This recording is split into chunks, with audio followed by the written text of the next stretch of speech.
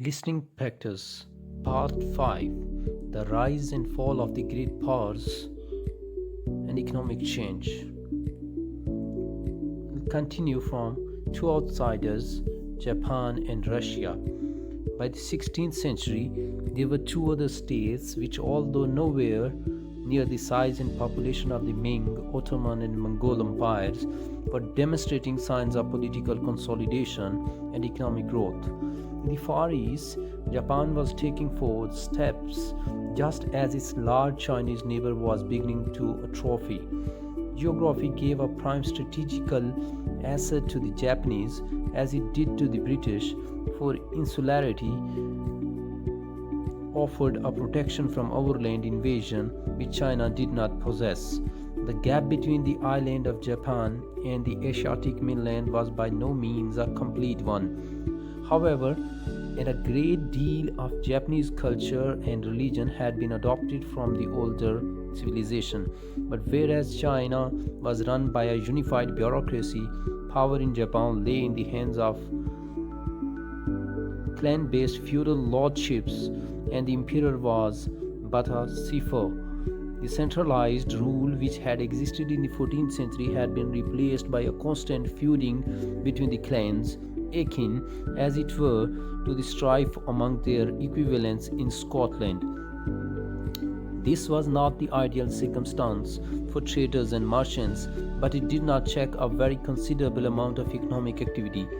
At sea, as on the land, entrepreneurs jostled with warlords and military adventurers, each of whom detected profit in the East Asian maritime trade. Japanese pirates scoured the coasts of China and Korea for plunder, while simultaneously other Japanese welcomed the chance to exchange goods with the Portuguese and Dutch visitors from the West. Christian missions and European wares penetrated Japanese society far more easily than they did an aloof, self-contained Ming Empire. This lively, if turbulent scene was soon to be altered by the growing use of imported European ornaments. As was happening elsewhere in the world, power gravitated toward those individuals or groups which possessed the resources to commandeer a large musket-bearing army and, most important of all, cannon. In Japan, the result was the consolidation of authority under the great warlord Hideyoshi, whose aspirations ultimately led him twice to attempt the conquest of Korea. Then these failed, and Hideyoshi died in 1598. Civil strife again threatened Japan, but within a few years all power had been consolidated in the hands of Ieyasu and fellow shoguns of the Tokugawa clan. This time, the centralized military rule could not be shaken. In many respects, Tokugawa Japan possessed the characteristics of the new monarchies which had arisen in the West during the preceding century. The great difference was the shogunate's abjuration of overseas expansion, indeed of virtually all contact with the outside world. In 1636, construction of ocean-going vessels was stopped and Japanese subjects were forbidden to sail the high seas. Trade with Europeans was restricted to the permitted Dutch ship calling at Deshima in Nagasaki harbor. The others were tumbled out. Even earlier, virtually all Christians, foreign and native, were ruthlessly murdered at the behest of the shogunate.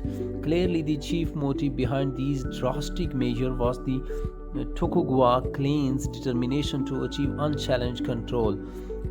Foreigners and Christians were thus regarded as potentially subversive, but so too were the other feudal lords, which is why they were required to spend half the year in the capital, and why during the 6 months they were allowed to reside on their estates. Their families had to remain at Yadu, Tokyo now, virtually hostages. This imposed uniformity did not, of itself, throttle the economic development, nor for that matter did it prevent outside artistic achievements. Nationwide peace was good for trade, the towns and overall population were growing, and the increasing use of cash payments made merchants and bankers more important. The latter, however, were never permitted the social and political prominence they gained in Italy, the Netherlands, and Britain, and the Japanese were obviously unable to learn about and adopt new technological and industrial developments that were occurring elsewhere. Like the Ming dynasty, the Tokugawa shogunate deliberately chose, with a few exceptions, to cut itself off from the rest of the world. This may not have retarded economic activities in Japan itself, but it did harm the relative power of the Japanese state, disdaining to engage in trade and forbidden to travel or to display their weapons except on ceremonial occasions. The samurai warriors attached to their lords lived a life of ritual and boredom. The entire military system ossified for 2 centuries, so that when Commando Perry's famous black ships arrived in 1853, there was little that an overawed Japanese government could do except grant the American request for coaling and other facilities. At the beginning of his period of political consolidation and growth, Russia appeared similar to Japan in certain respects, geographically far removed from the West, partly on account of poor communications and partly because periodic clashes within Lithuania, Poland, Sweden, and the Ottoman Empire interrupted those routes which did exist.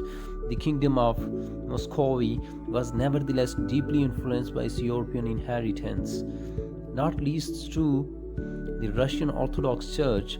It was from the West, moreover, that they came the lasting solution to Russia's vulnerability to the horsemen of the Asian plains, muskets and cannons.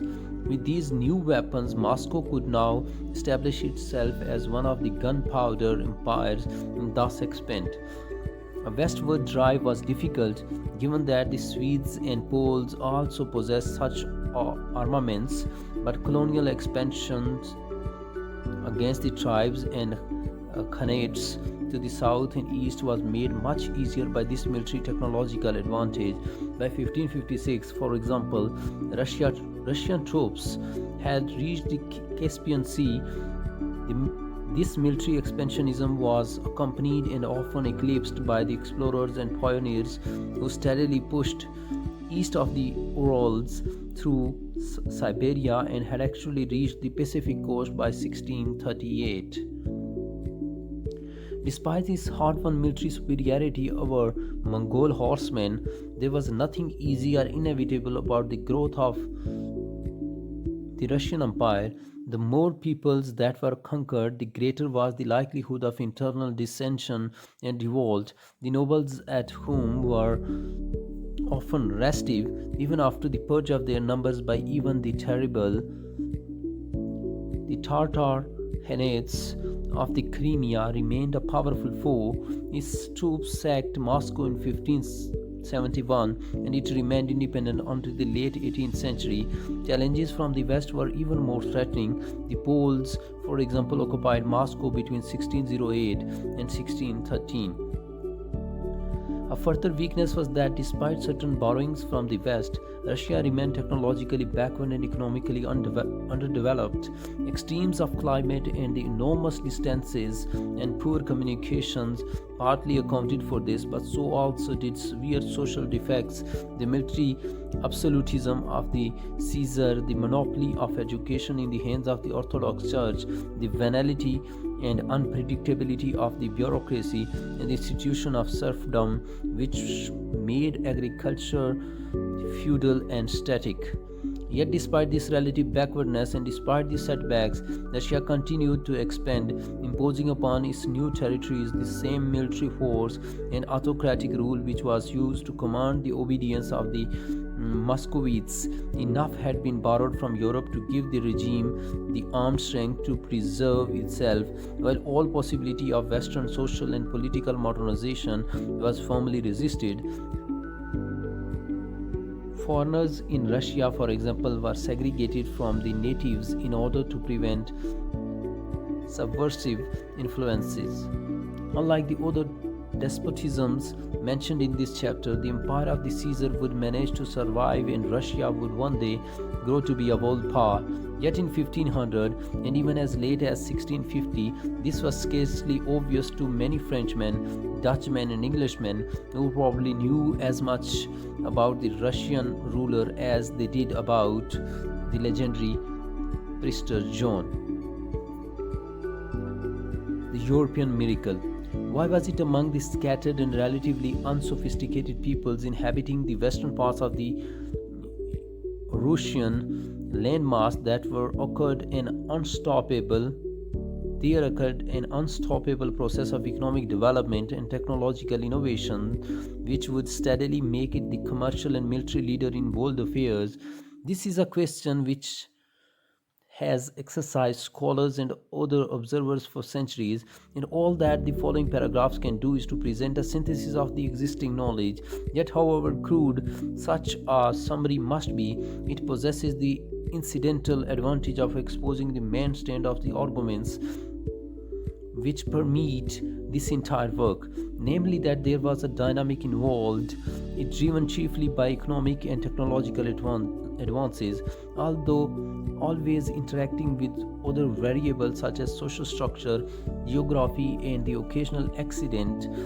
That to understand the course of the world politics, it is necessary to focus attention upon the material and long-term elements rather than the vagaries of personality or the week by week shifts of diplomacy and politics, and that power is a relative thing which can only be described and measured by frequent comparisons between various states and societies.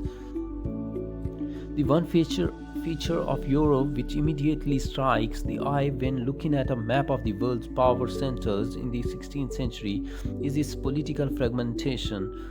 This was not an accidental or short-lived state of affair such as occurred briefly in China after the collapse of one empire and before its successor dynasty could gather up again the strength of centralized power. Europe had always been politically fragmented, despite even the best efforts of the Romans, who had not managed to conquer much further north of the Rhine and the Danube, and for 1,000 years after the fall of Rome, the basic political power unit had been small and localized, in contrast to the steady expansion of the Christian religion and culture.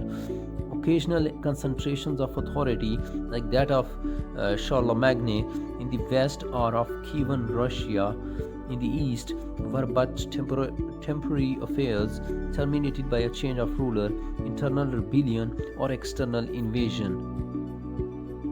For this political diversity, Europe had largely to thank its geography. There were no enormous plains over which an empire of horsemen could impose its swift dominion, nor were there broad and fertile river zones like those around the Ganges, Nile, Tigris, and Euphrates, Yellow, and Yangtze, providing the food for masses of toiling and easily conquerable peasants. Europe's landscape was much more fractured, with mountain ranges and large forests separating the scattered population centers in the valleys, and its climate altered considerably from north to south and west to east. This had a number of important consequences. For a start, it both made difficult to the establishment of unified control, even by a powerful and determined warlord, and minimized the possibility that the continent could be overrun by an external force like the Mongol hordes. Conversely, this variegated landscape encouraged the growth and the continued existence of decentralized power, with local kingdoms and marchers, lordships and highland clans, and lowland town confederations, making a political map of Europe drawn at any time after the fall of Rome look like a patchwork quilt. The patterns on that quilt might vary from century to century, but no single color could ever be used to denote a unified empire. Europe's differentiated climate led to differentiated products suitable for exchange, and in time, as market relations developed, they were transported along the rivers or the pathways which cut through the forest between one area of settlement and the next. Probably the most important characteristic of this commerce was that it consisted primarily of bulk products, timber, grain, wine, wool, herrings, and so on, catering to the rising population of 15th century Europe rather than the luxuries carried on the Oriental caravans. Here again, geography played a crucial role, for water transport of these goods was so much more economical, and Europe possessed many navigable rivers. Being surrounded by seas was a further incentive to the vital shipbuilding industry, and by the later Middle Ages, a flourishing maritime commerce was being carried out between the Baltic, the North Sea, the Mediterranean, and the Black Sea. This trade was predictably interrupted in part by war and affected by local disasters such as crop failures and plagues, but in general it continued to expand, increasing Europe's prosperity and enriching its diet and leading to the creation of new centers of wealth like the Hansa towns or the Italian cities. Regular long distance exchange of wares in turn encouraged the growth of bills of exchange, a credit system, and a banking on an international scale. The very existence of mercantile credit and then of bills of insurance pointed to a basic predictability of economic conditions which private traders had hitherto rarely, if ever, enjoyed anywhere in the world. In addition, because much of this trade was carried through the rougher water of the North Sea and Bay of Biscay, and also because long-range fishing became an important source of nutrient and wealth, shipwrights were forced to build tough, if rather slow and inelegant vessels capable of carrying large loads and finding their motive power in the winds alone. Although over time they developed more sail and mast and stern rudders and therefore became more maneuverable, North Sea cogs and their successors may not have appeared as impressive as the lighter craft which piled the shores of the eastern Mediterranean and the Indian Ocean. But as we shall see below, they were going to possess distinct advantages in the long run. The political and social consequences of this decentralized, largely unsupervised growth of commerce and merchants and ports and markets were of the greatest significance. In the first place, there was no way in which such economic developments could be fully suppressed. This is not to say that the rise of market forces did not disturb many in authority. Feudal lords, suspicious of towns as centers of dissidence and sanctuaries of serfs, often tried to curtail their privileges as elsewhere merchants were frequently preyed upon, their goods stolen, their property seized. Papal pronouncements upon usury echo in many ways the Confucian dislike of profit-making middlemen and moneylenders, but the basic fact was that there existed no uniform authority in Europe which could effectively halt this or that commercial development, no central government whose changes in priorities could cause the rise and fall of a particular industry, no systematic and universal plundering of businessmen and entrepreneurs by tax gatherers, which so retarded the economy of Mongol India. To take one specific and obvious instance, it was inconceivable in the fractured political circumstances of Reformation Europe that everyone would acknowledge the Pope's 1494 division of the overseas world into Spanish and Portuguese spheres, and even less conceivable that an order banning overseas trade, akin to those promulgated in Ming China and Tokugawa Japan, would have had an effect. The fact was that in Europe there were always some princes and local laws willing to tolerate merchants and their ways even when others plundered and expelled them, and as the record shows, oppressed Jewish traders, ruined Flemish textile workers, persecuted Huguenots moved on and took their expertise with them. A Rhineland baron who overtaxed commercial travelers would find that the trade routes had gone elsewhere, and with with it his revenue, a monarch who repudiated his debts would have immense difficulties raising a loan when the next war threatened and funds were quickly needed to equip his armies and fleets. Bankers and arms dealers and artisans were essential, not peripheral number of society. Gradually, unevenly, most of the regimes of Europe entered into a symbiotic relationship with the market economy, providing for its domestic order and a non-arbitrary non-arbitrary legal system even for the foreigners, and receiving in taxes a share of the growing profits from trade. Long before Adam Smith had coined the exact words, the rulers of certain societies of Western Europe were tacitly recognizing that little else is requisite to carry a state to the highest degree of opulence, from the lowest barbarism, but peace, easy taxes, tolerable administration of justice. From time to time, the less percipient leaders, like the Spanish administrators of Castile or an occasional Bourbon king of France, would virtually kill the goose that laid the golden eggs. But the consequent decline in wealth and thus in military power was soon obvious to all but the most purblind. Probably the only factor which might have led to a centralization of authority would have been such a breakthrough in the firearms technology by one state that all opponents were crushed or overawed. In the quickening pace of economic and technical development which occurred in 15th century Europe, as the continent's population covered from the Black Death and the Italian Renaissance blossomed, this was by no means impossible. It was, as noted above, in this broad period from 1450 to 1600 that gunpowder empires were established elsewhere.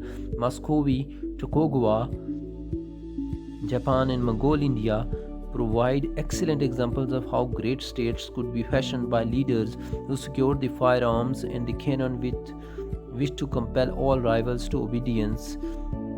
Since furthermore it was in late medieval and early modern Europe that new techniques of warfare occurred more frequently than elsewhere, it was not implausible that one such breakthrough could enable a certain nation to dominate its rivals. Already these signs pointed to an increasing concentration of military power. In Italy, the use of companies of crossbowmen, protected when necessary by soldiers using pikes, had brought to a close the age of the knight or horseback and his accompanying ill-trained feudal levy. But it was also clear that only the wealthier states like Venice and Milan could pay for the new armies officered by the famous condottieri. By around 1500, moreover, the kings of France and England had gained an artillery monopoly at home and were thus able, if the need arose, to crush an overmighty subject, even if they later sheltered behind castle walls. But would not this tendency finally lead to a larger transnational monopoly stretching across Europe? This must have been a question many asked around 1550 as they observed the vast concentration of lands and armies under the Emperor Charles V. A fuller discussion of that specific Habsburg attempt and failure to gain the mastery of Europe will be presented in the next chapter, but the more general reason why it was impossible to impose unity across the continent can briefly be stated here. Once again, the existence of a variety of economic and military centers of power was fundamental. No one Italian city-state could strive to enhance itself without the others intervening to preserve the equilibrium. No new monarchy could increase its dominion without stirring rivals to seek compensation. By the time the Reformation was well and truly underway, religious antagonism were added to the traditional balance of power rivalries, thus making the prospects of political centralization even more remote. Yet the real explanation lies a little deeper. After all, the simple existence of the competitors and of bitter feelings between warring groups was evident in Japan, India, and elsewhere, but that of itself had not prevented eventually unification. Europe was different in that each of the rival forces was able to gain access to the new military techniques, so that no single power ever possessed the decisive edge. The services of the Swiss and other mercenaries, for example, were offered to anyone who was able to pay for them. There was no single center for the production of crossbows, nor for that of cannon, whether of the earlier bronze guns or of the later cheaper cast iron artillery. Instead, such as armaments were being made close to the ore deposits on the Weald in Central Europe, in Malaga, in Milan, in Leek, and later in Sweden. Similarly, the proliferation of shipbuilding skills in various ports ranging from the Baltic to the Black Sea made it extremely difficult for any one country to monopolize maritime power, which in turn helped to prevent the conquest and elimination of rival centers of armaments production laying across the sea. To say that Europe's centralized state system to say that Europe's decentralized state system was the great obstacle to centralization is not then a tautology, because there existed a number of competing political entities, most of which possessed or were able to buy the military means to preserve their independence. No single one could ever achieve the breakthrough to the mastery of the continent. While this competitive interaction between the European states seems to explain the absence of a unified gunpowder empire there, it does not at first sight provide the reason for Europe's steady rise to global leadership. After all, would not the forces possessed by the new monarchies in 1500 have seemed puny if they had been deployed against the enormous armies of the Sultan and the massed troops of the Ming Empire? This was true in the early 16th century and in some respect even in the 17th century, but by the later period the balance of military strength was tilting rapidly in favor of the West. For the explanation of this shift, one must again point to the decentralization of power in Europe. What it did above all else was to engender a primitive form of arms race among the city states and then the larger kingdoms. To some extent, this probably had socio-economic roots. Once the contending armies in Italy no longer consisted of feudal knights and their retainers, but of pikemen, crossbowmen, and flanking cavalry paid for by the merchants and supervised by the magistrates of a particular city, it was almost inevitably that the latter would demand value for money. Despite all the best maneuvers of conditry not to make themselves redundant, the cities would require, in other words, the sort of arms and tactics which might produce a swift victory, so that the expenses of war could then be reduced. Similarly, once the French monarchs of the late 15th century had a national army under their direct control and pay, they were anxious to see this force produce decisive results.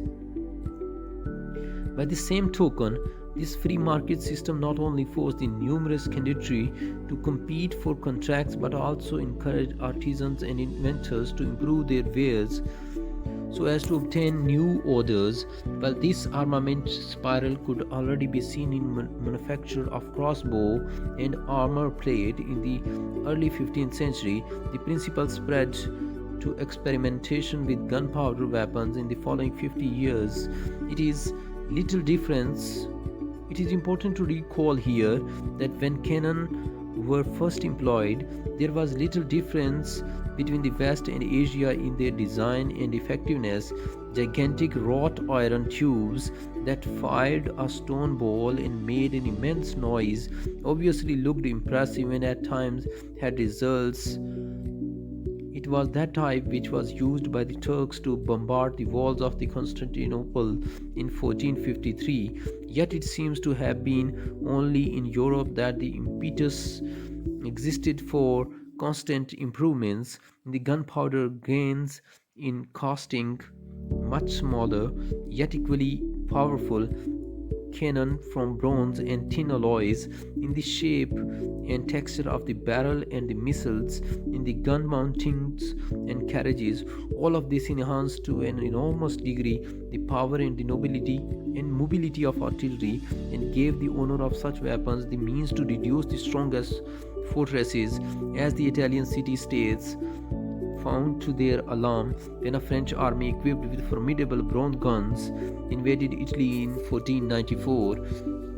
It was scarcely surprising, therefore, that inventors and men of letters were being urged to design some counter to these cannons, and scarcely less surprising that Leonardo's notebooks for this time contain sketches for a machine gun, a primitive tank, and a steam powder cannon.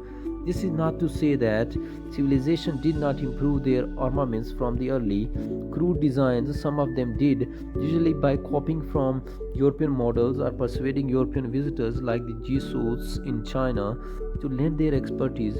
But because the Ming government had a monopoly of cannon, and the thrusting leaders of Russia, Japan, and Mongol India soon acquired a monopoly, there was much less incentive to improve such weapons once their authority had been established.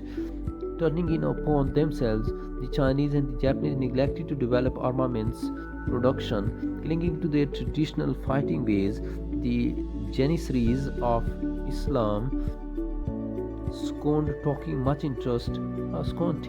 interest in artillery until it was too late to catch up to Europe's lead. Facing less advanced peoples, Russian and Mongol army commanders had no compelling need for improved weaponry, since what they already possessed overawed their opponents. Just as in general economic field, so also in this specific area of military technology, Europe, fueled by a flourishing arms trade, took a decisive lead over the other civilizations and power centers. Two further consequences of this armament spiral need to be mentioned here. One ensured the political plurality of Europe, the other is eventual maritime mastery. The first is a simple enough story and can be dealt with briefly. Within a quarter century of the French invasion of 1494, and in certain respects even before then, some Italians had discovered that raised earthworks inside the city walls could greatly reduce the effects of artillery bombardments when crashing into the compacted mounds of earth. Cannonballs lost the devastating impact they had upon the outer walls if those varied earthworks also had a steep ditch in front of them, and later a sophisticated series of protected bastions from which muskets and cannons could pour a crossfire. They constituted a near insuperable obstacle to the besieging infantry. This restored the security of the Italian city-states, or at least of those which had not fallen to a foreign conqueror, and which possessed the vast amounts of manpower needed to build and garrison such complex fortification. It also gave an advantage to the armies engaged in holding off the Turks, as the Christian garrisons in Malta and in northern Hungary soon discovered. Above all, it hindered the easy conquest of rebels and rivals by one overweening power in Europe, as the protracted siege warfare which accompanied the revolt of the Netherlands attested. Victories attained in the open field by, say, the formidable Spanish infantry could not be made decisive if the foe possessed heavily fortified bases into which he could retreat. The authority acquired through gunpowder by the Tokugawa shogunate or by the Akbar in India was not replicated in the West. It continued to be characterized by political pluralism and is deeply concomitant the arms race. The impact of the gunpowder revolution at sea was even more wide-ranging. As before, one is struck by the relative similarity of shipbuilding and naval power that existed during the later Middle Ages in Northwest Europe, in the Islamic world, and in the Far East. If anything, the great voyages of Shinhu and the rapid advance of the Turkish fleets in the Black Sea and Eastern Mediterranean might well might well have suggested to an observer around 1400 and 1450 that the future of maritime development lay with those two powers. There was also little difference, one suspects, between all three regions in regard to cartography, astronomy, and the use of instruments like the compass, astrolabe, and quadrant. What was different was sustained organization, or as Professor Jones observes, given the distances covered by other seafarers, the Polynesians, for example, the Iberian voyages are less impressive than Europe's ability to rationalize them and to develop the resources within her reach. The systematic collection of geographical data by the Portuguese, the repeated willingness of Guinea's merchant houses to fund Atlantic ventures, which might ultimately compensate for the loss of Black Sea trade, and farther north, the methodical development of the Newfoundland cod fisheries all signified a sustained readiness to reach outward, which was not evident in other societies at